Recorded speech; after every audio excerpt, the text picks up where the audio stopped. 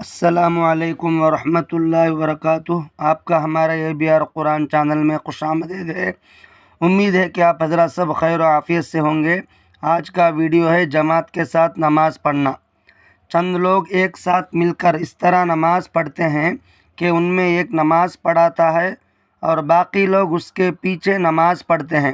اسے نماز با جماعت کہتے ہیں اور نماز پڑھانے والے کو امام کہتے ہیں اور پیچھے نماز پڑھنے والے کو مقتدی کہتے ہیں۔ جماعت کے ساتھ نماز پڑھنا سنت مؤکدہ ہے۔ جماعت کے ساتھ نماز پڑھنا اکیلے نماز پڑھنے کے مقابلے میں 27 گنا زیادہ ثواب رکھتا ہے، اس لیے ہر نماز جماعت کے ساتھ پڑھنے کی کوشش کرنا چاہیے۔ بغیر عذر کے جماعت کے ساتھ نماز نہ پڑھنا اللہ اور اس کے رسول صلی اللہ علیہ وسلم کے نزدیک نہایت ہی ناپسندیدہ عمل ہے۔ آپ صلی اللہ علیہ وسلم نے ارشاد فرمایا کہ جو شخص اذان کی آواز سنے اور بلا عذر نماز کے لیے مسجد نہ جائے اس کی نماز قبول نہیں ہوتی۔ رسول اللہ صلی اللہ علیہ وسلم کے نزدیک نہایت ہی ناپسندیدہ عمل ہے۔ آپ صلی اللہ علیہ وسلم نے ارشاد فرمایا کہ جو شخص اذان کی آواز سنے اور بلا عذر نماز کے لیے مسجد نہ جائے اس کی نماز قبول نہیں ہوتی۔ جماعت کے ساتھ نماز پڑھنے کا طریقہ۔ نماز کی امامت بلا شبہ ایک عظیم الشان منصب اور ذمہ داری ہے، بلکہ رسول اللہ صلی اللہ علیہ وسلم کی ایک طرح نیابت ہے۔ اس لیے ضروری ہے کہ امام ایسے شخص کو بنایا جائے جو موجودہ نمازوں میں دوسروں کی بنسبت اس عظیم منصب کے لیے زیادہ اہل اور موزوں ہوں۔ رسول اللہ صلی اللہ علیہ وسلم نے فرمایا، اگر تمہیں یہ پسند ہے کہ تمہاری نماز مقبولیت کے درجے کو پہنچے تو تم میں جو بہتر اور نیک ہو وہ تمہاری امامت کرے کہ وہ تمہارے اور تمہارے پروردگار کے درمیان قاصد ہے۔ اس عظیم منصب کے لیے سب سے زیادہ اہل وہ شخص ہے جو مسائل کا جاننے والا ہو، قرآن صحیح پڑھتا ہو، نیز پرہیزگار اور نیک ہو۔ اس کے پیچھے دائیں بائیں جانب لوگ صف بنا کر کھڑے ہو جائیں، پہلی صف مکمل کریں، اس کے بعد دوسری، اس کے بعد تیسری، اسی طرح باقی صفیں ایک صف کے پورا ہونے سے پہلے دوسری صف نہ بنائیں۔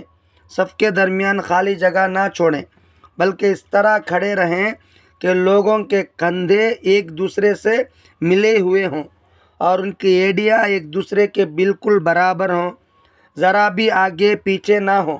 امام نماز شروع کرنے سے پہلے صفوں کی درستگی کو دیکھ لے۔ محترم ناظرین و سامعین، اس کا خیال رکھیں، بہت سے حضرات جو ہے مسجدوں میں پہلی صف پوری نہیں ہوتی دوسری صف میں کھڑے ہو جاتے ہیں، اس لیے اس پر توجہ دیں۔ پہلی صف پورا کریں، بعد میں دوسرے صف پورا ہونے کے بعد تیسرے صف، تو اس طرح جو ہے صفوں کو پورا کرنا چاہیے۔ پیچھے نماز پڑھنے والے لوگوں میں سے ایک شخص اقامت کہے، اس کے بعد امام جو نماز پڑھا رہا ہے اس نماز کی نیت کرنے کے ساتھ امامت کی بھی نیت کرے کہ میں اس جماعت کو نماز پڑھا رہا ہوں۔ اسی طرح پیچھے نماز پڑھنے والے بھی اپنی نماز کی نیت کے ساتھ امام کے پیچھے نماز پڑھنے کی نیت کریں کہ میں امام کے پیچھے نماز پڑھ رہا ہوں۔ اب امام تکبیر تحریمہ کہہ کر ہاتھ باندھ لے ہاتھ باندھ لے۔